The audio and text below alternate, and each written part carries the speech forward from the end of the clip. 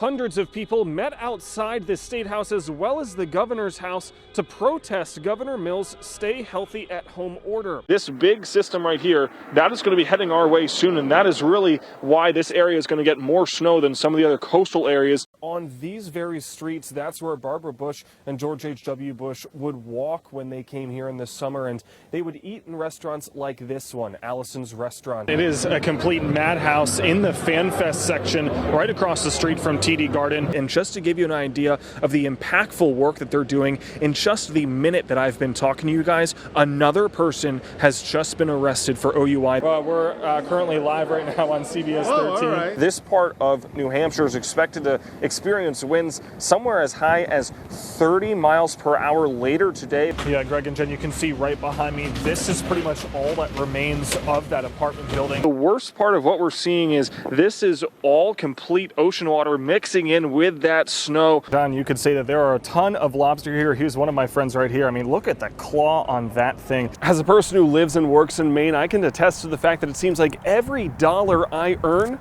just disappears. Starting tomorrow, things are going to be a lot different on the road. Maine woodcutters say that this season has been especially tough on their customers. If there's anything that you want to do with your device that involves your hands, it's best to just leave it to the passenger.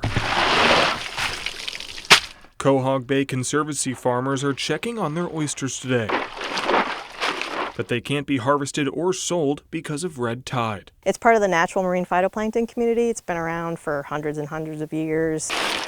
Other animals that then go on to eat those shellfish are taking up the toxins. The oysters here at Snow Island have not been able to be harvested for about 2 months because of red tide, and some of the farmers here, they say that it's all a matter of timing before they can reopen.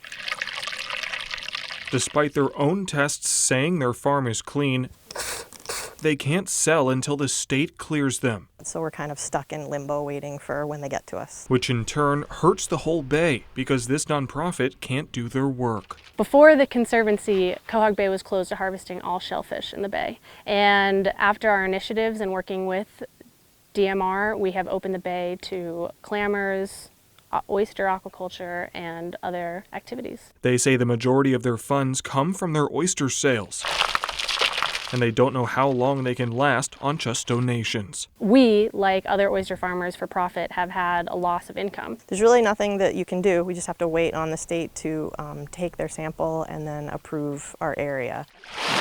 Off the coast of Harpswell, Taylor Cairns, CBS 13 News. Yeah, it's going to just take a while. For Joseph and Ann Benin, What's coming off? this weekend was not supposed to look or sound like this. No, definitely not. The owners of the Mending House, a clothing repair shop in Hollis, are spending the weekend mending the house. We're spending the day scrubbing letters off the side of our siding. Yeah. Thank you so much, girls. Those girls are Samantha Maxfield and Emma Lewis, who police say are connected to the vandalism in the community. Both are now in police custody. I figured it'd be something more that a bunch of boys would do, but I suppose juvenile delinquents, boy, girl, doesn't matter.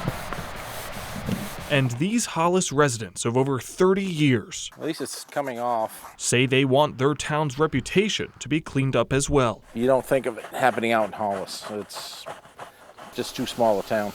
In Hollis, Taylor Cairns, CBS 13 News. What's up, man? Main Street Barbershop, where haircuts and conversations. How was work today? Now, do you guys have any big Christmas plans that you do every year or anything? Collide for Kennybunk residents. Do you just kind of want to, trim it down just a little bit?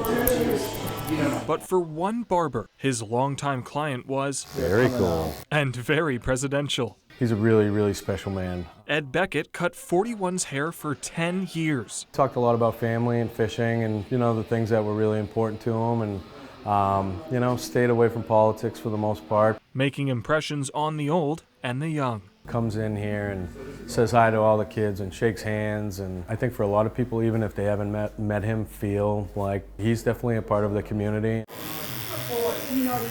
Meaningful enough to never forget his order. Oh yeah, yep, men's regular. Mrs. Bush didn't like it too short, so you know, definitely erring on the side of caution. But yeah, he had tough hair, but he's just, you know, being in the limelight, you know, try to keep it as consistent as possible.